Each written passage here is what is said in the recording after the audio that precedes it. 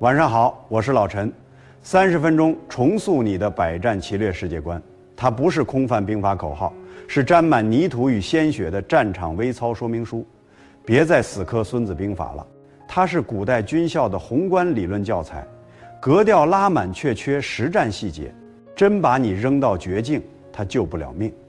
假设你此刻穿越成乱世将军，麾下仅3000老弱残兵，被10万精锐死死堵在江边，退无归路，进无援兵。翻开《孙子兵法》，只看到少则能逃之，不弱则能避之，可你连逃的空间都没有。这时候能带你绝地翻盘、死中求活的，不是虚无的兵法口号，而是今天要彻底拆解的百战齐略。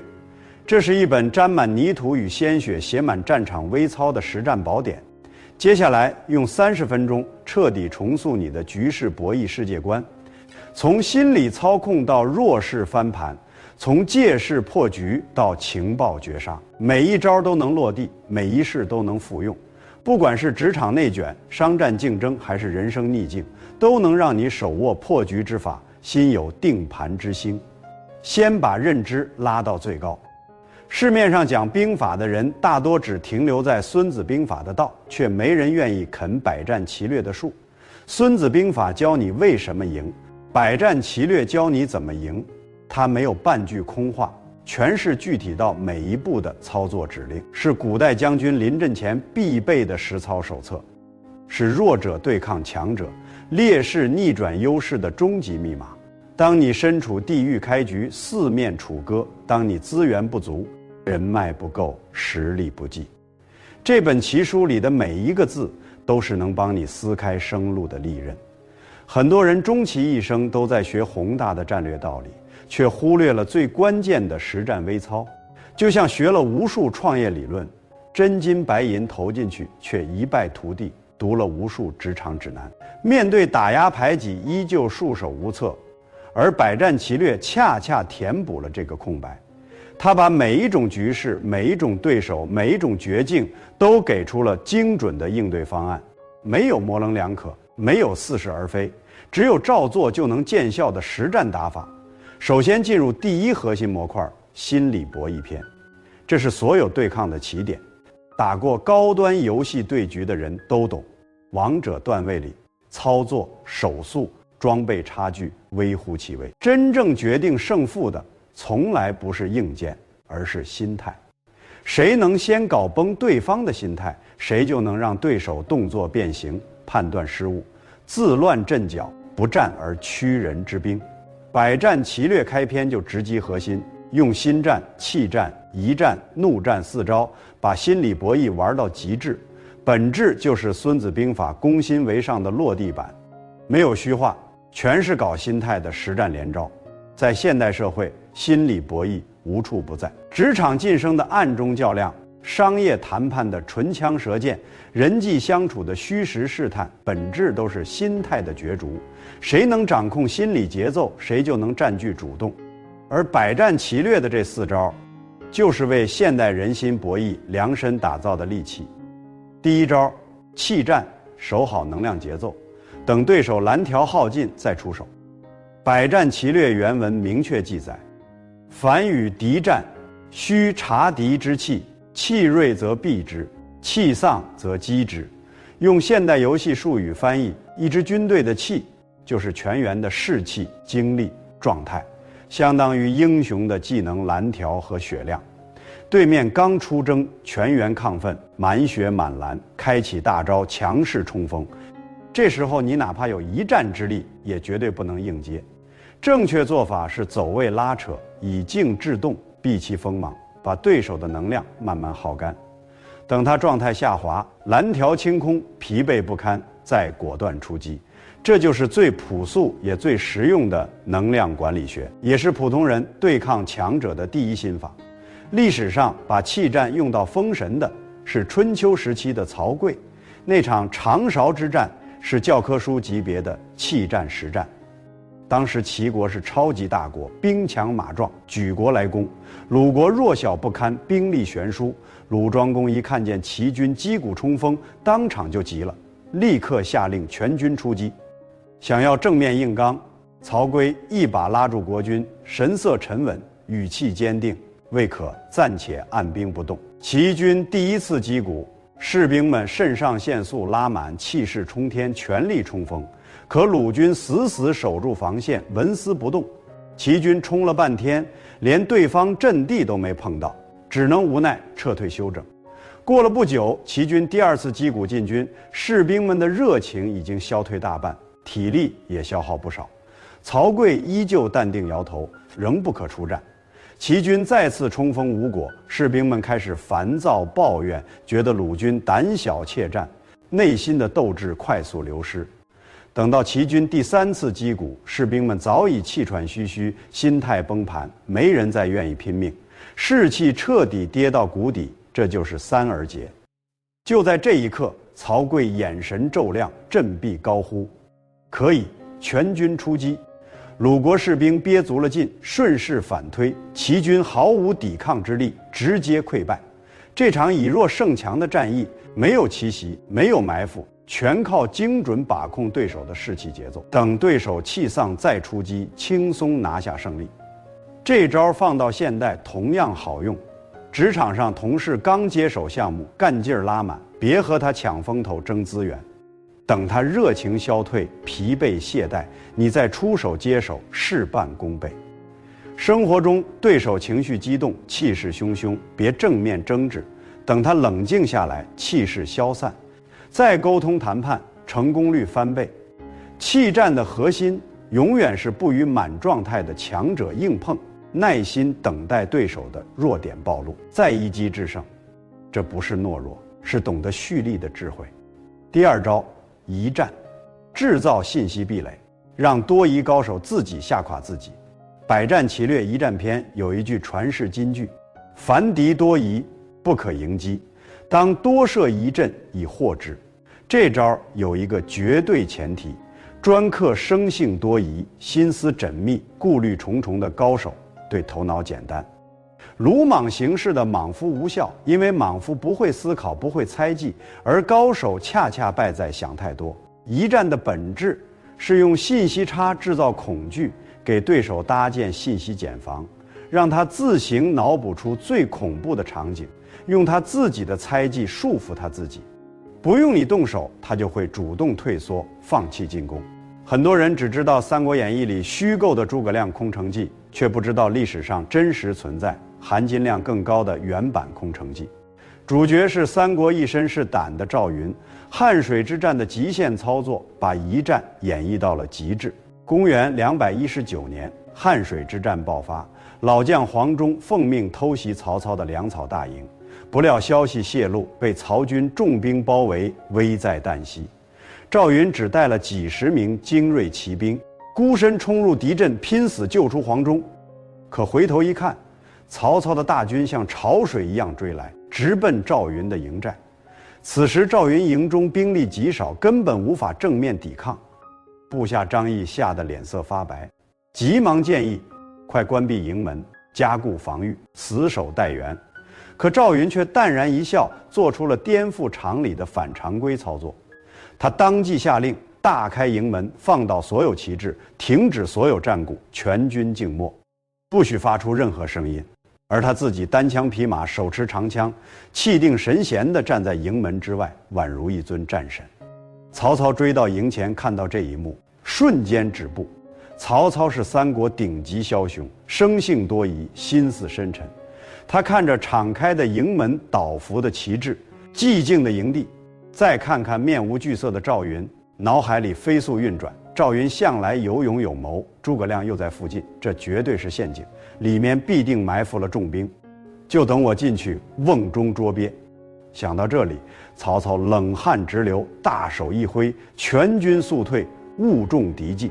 就在曹军转身撤退，阵型混乱的瞬间，赵云一声令下，营地瞬间战鼓震天，万箭齐发。曹军惊慌失措，互相踩踏，无数人坠入汉水淹死。赵云以极少兵力完成了绝地反杀，这就是一战的真正威力。当你身处绝对劣势、一无所有时，不要刻意隐藏弱点，反而要主动展露空虚。你的反常规操作会让多疑的对手陷入自我恐惧，你的弱点会变成最坚固的防御。这招在现代谈判、职场竞争中屡试不爽。对手越是精明谨慎，你越要表现得淡定从容，不露底牌，让他猜不透你的实力，他就不敢轻易对你出手。信息差永远是弱者制衡强者的最大武器。第三招，怒战，掌控情绪开关，不被对手牵着鼻子走。百战齐略怒战篇郑重告诫：凡与敌战，若敌暴怒而来，不可轻犯；若我将帅欲怒，亦不可轻战。翻译成大白话就是对面情绪失控，怒火上头，像路怒症一样失去理智，你一定要避其锋芒，保持距离，不要和他硬碰。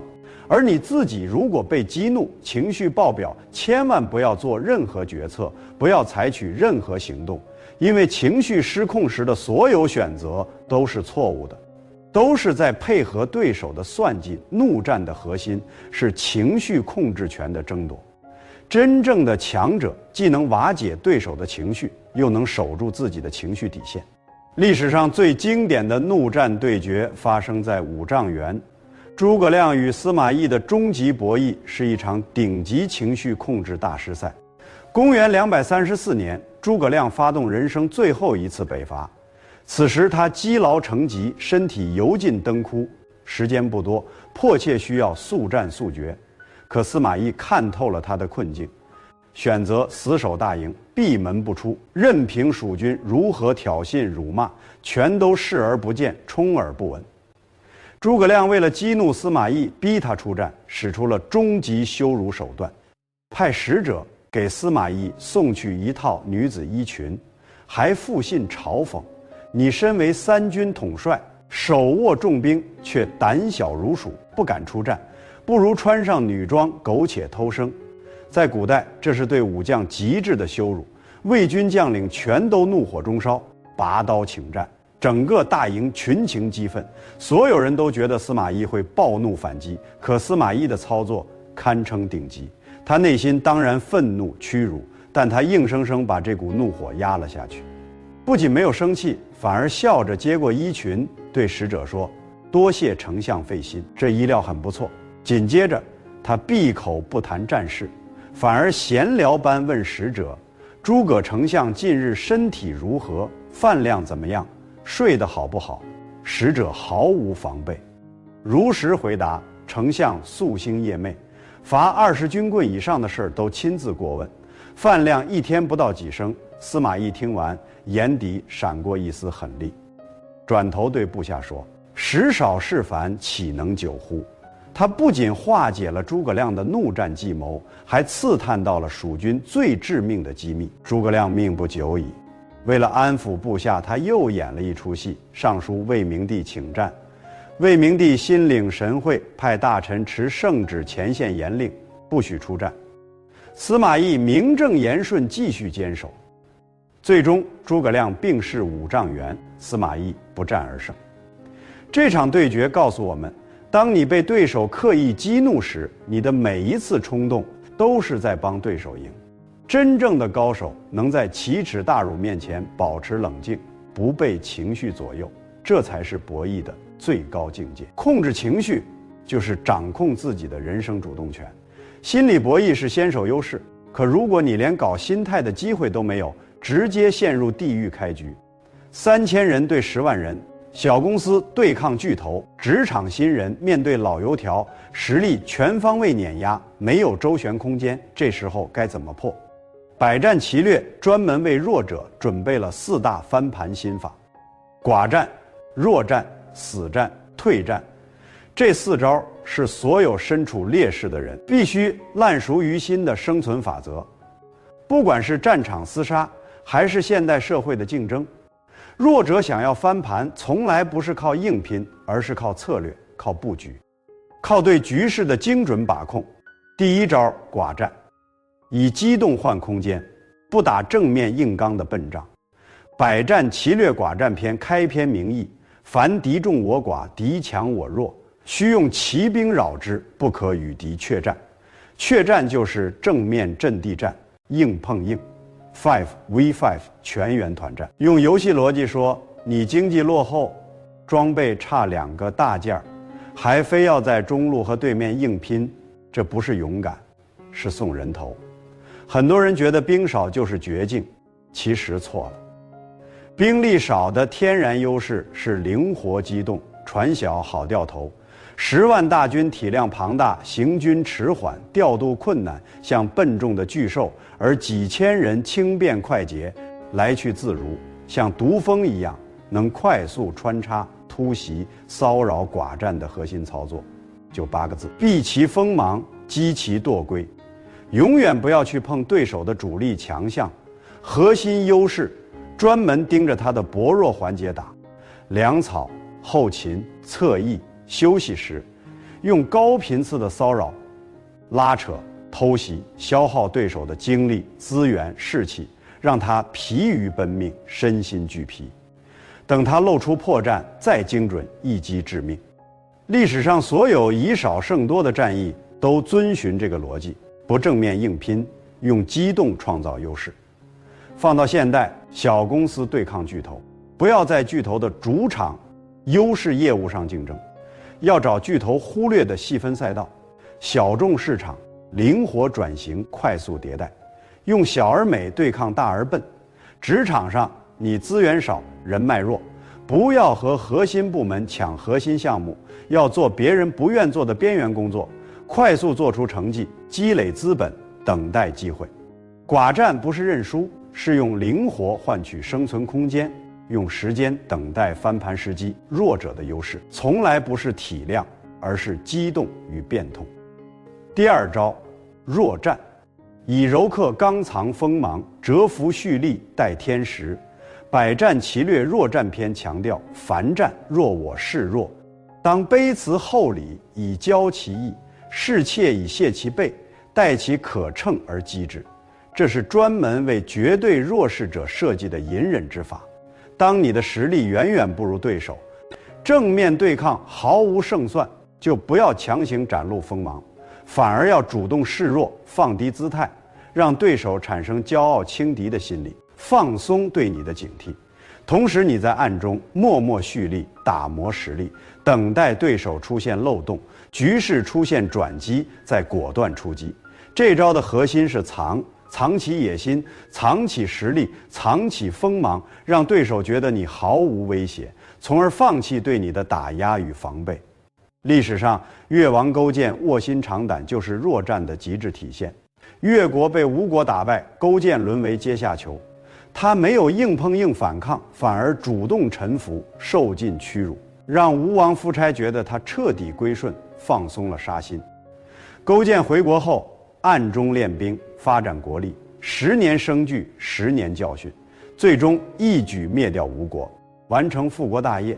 放到现代职场，新人刚入职，实力不足，经验不够，不要急于表现，争抢功劳，反而要低调做事，虚心学习，让同事和领导觉得你踏实可靠，没有威胁。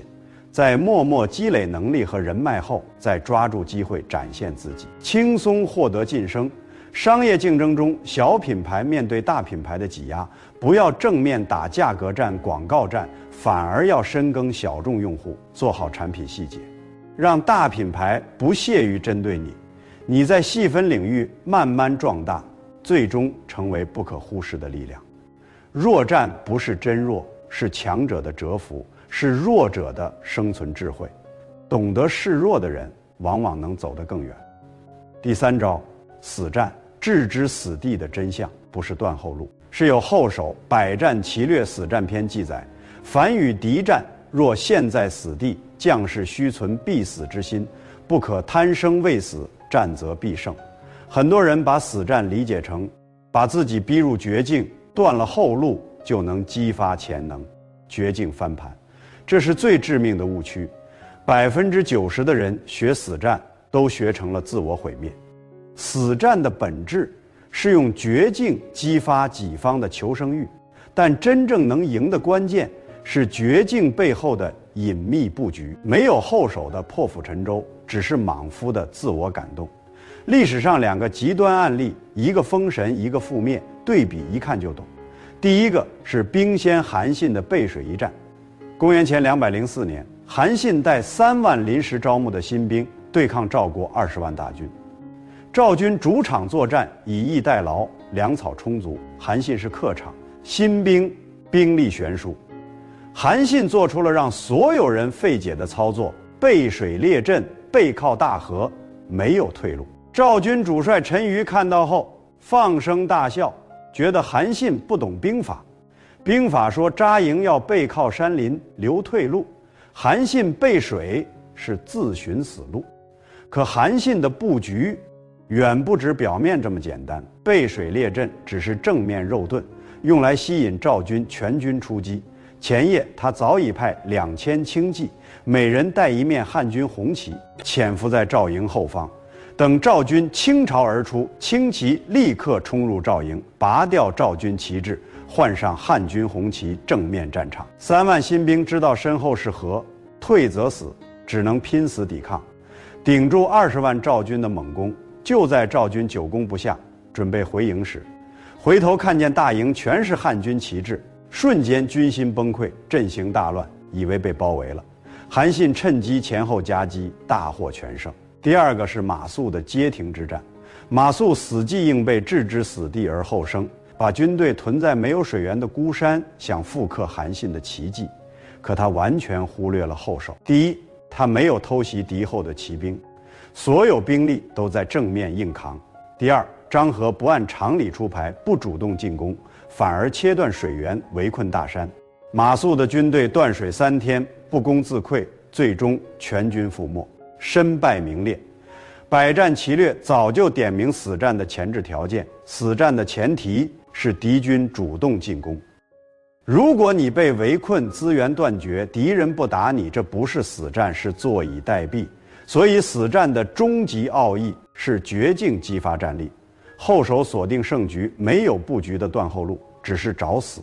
真正的绝境翻盘从来不是赌命，是布局后的必然结果。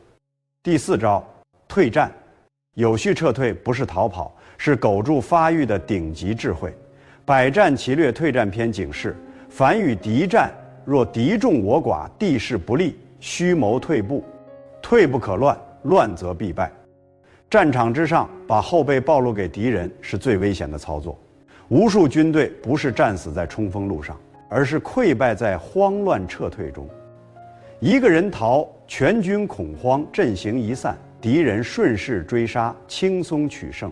退战的核心是退而不乱，有序撤离。用撤退换取蓄力时间，不是认输，是战略蛰伏。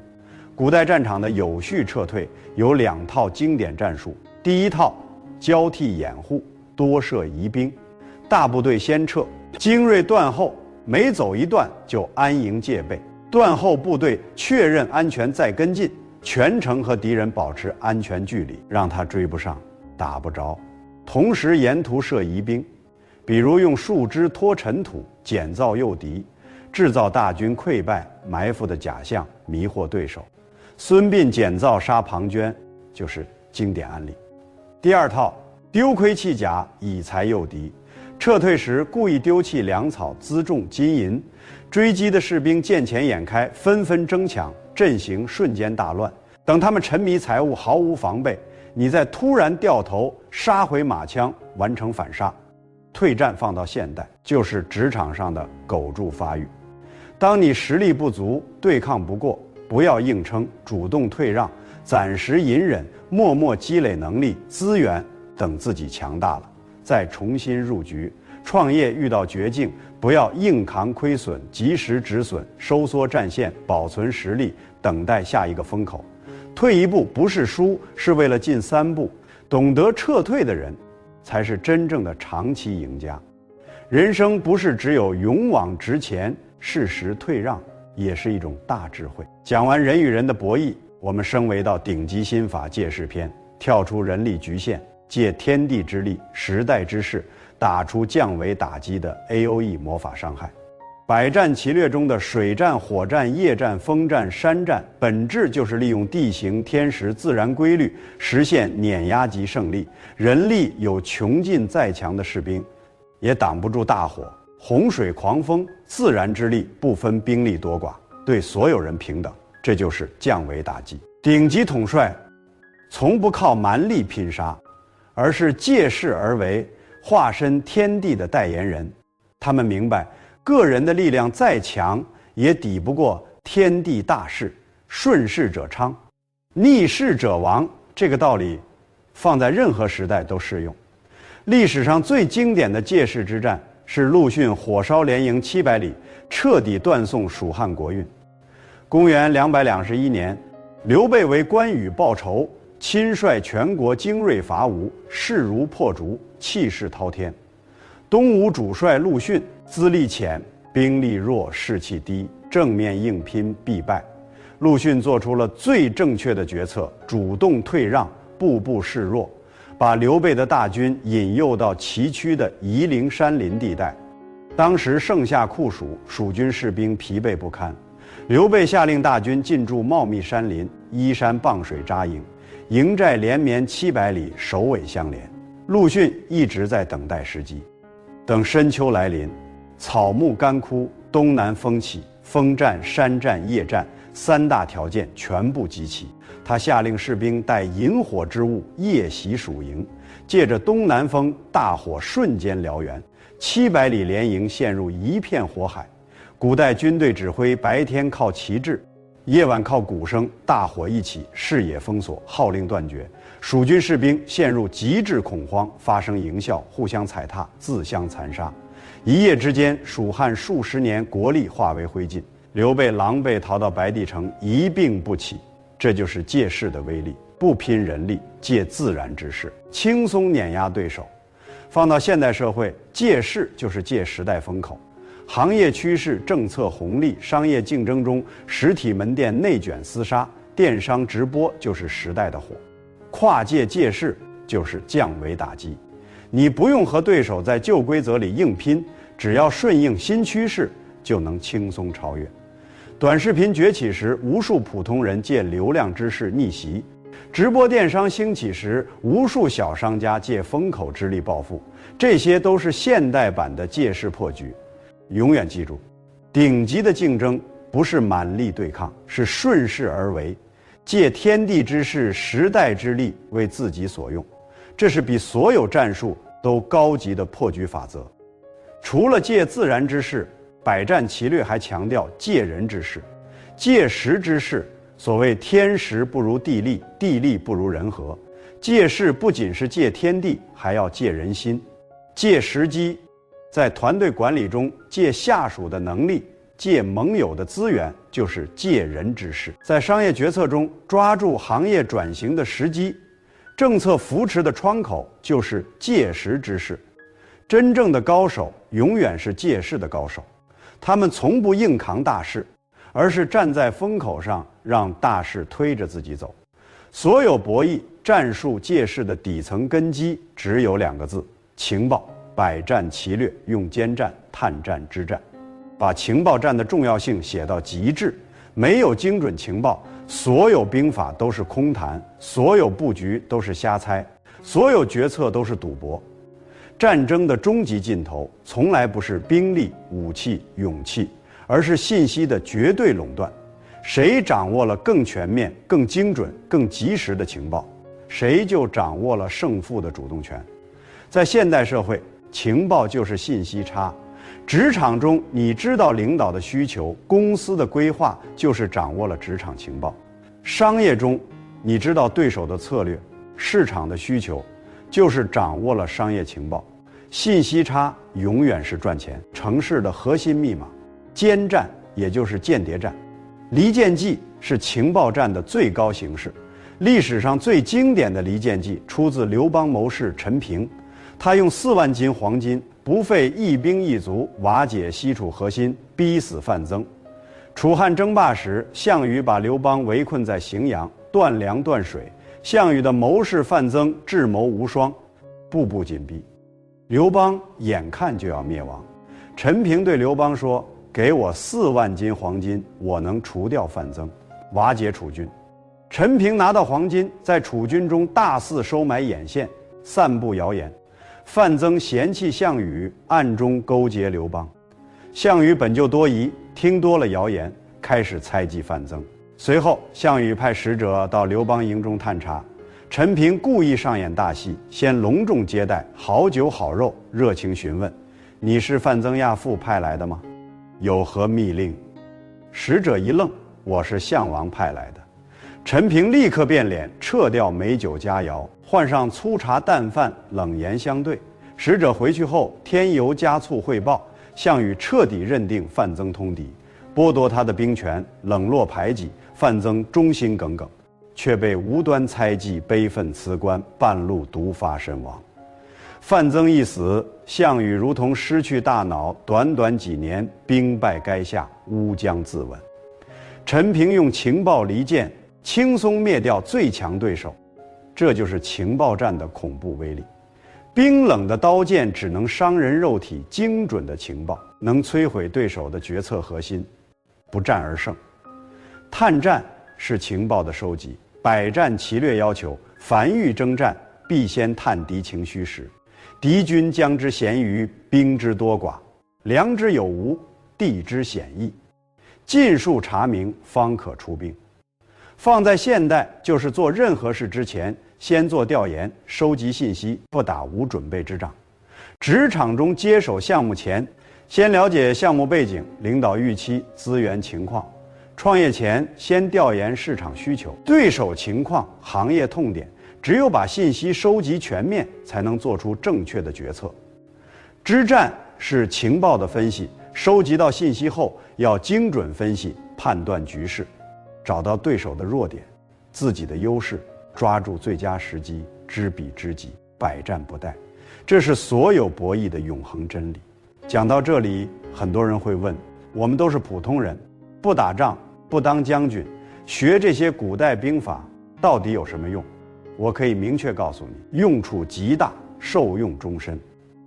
因为现代社会就是一场没有硝烟的永恒战场，百战齐略的每一招都能精准映射到你的生活、职场。创业中、职场上，你被边缘化，资源被挤压，不受重视，这就是现实版的寡战、退战。不要和领导、核心部门正面硬刚，不要盲目内耗，学会隐忍蛰伏，有序退让，苟住发育，默默打磨核心能力，等待时机，找准赛道，果断突围。创业路上，你被行业巨头围剿，资源被碾压，市场被抢占，这就是弱战。不要困在对手制定的规则里被动挨打，跳出固有框架，寻找细分风口，借时代大势完成降维打击，以巧取胜，以弱胜强。人际博弈中，有人故意激怒你，猜忌你，算计你，这就是怒战一战的现实版。学会控制情绪，不被对手牵着走，学会制造信息差，保护自己的底牌，不轻易暴露弱点。人生低谷时，你陷入绝境，进退两难，这就是死战退战的场景。不要绝望，不要硬拼，要么激发自己的求生欲，暗中布局，要么暂时撤退，保存实力，等待翻盘。百战齐略教的从来不是打打杀杀，而是兵无常势，水无常形的生存智慧，是弱者在复杂世界里保护自己、破局突围的底层逻辑。它让你在面对困境时不再迷茫，不再恐慌，有方法，有策略，有底气。我们花了整整30分钟，把百战齐略从心理博弈、弱势翻盘、借势破局到情报绝杀，完整拆解，层层递进，没有半句空话，全是能落地、能复用的实战心法。我为了打磨这期内容，查阅海量史料，核对真实战例，反复修改措辞，整整万字长文，字字都是心血，只为把最硬核、最实用的博弈智慧交到你手里，让你在这个充满竞争与内卷的时代，拥有一把撕开困境的利刃。现在我想问问每一个看完的你，在百战齐略的所有招式里，你觉得哪一招最能解决你当下的困境？是职场里的隐忍退战，还是竞争中的借势破局，或是人际里的情绪控制？你最想把哪一招用在自己的生活中，实现逆风翻盘？你认为现代社会的情报战最应该关注哪些信息？如果你觉得这期内容彻底颠覆了你的认知，让你看懂了博弈的本质，拥有了破局的底气，一定要订阅这个频道。后续我会持续拆解更多古代典籍、兵法谋略、商业智慧，每一期都是万字硬核干货，带你看透人性，掌控局势。在这个复杂的世界里，站稳脚跟，逆风飞扬。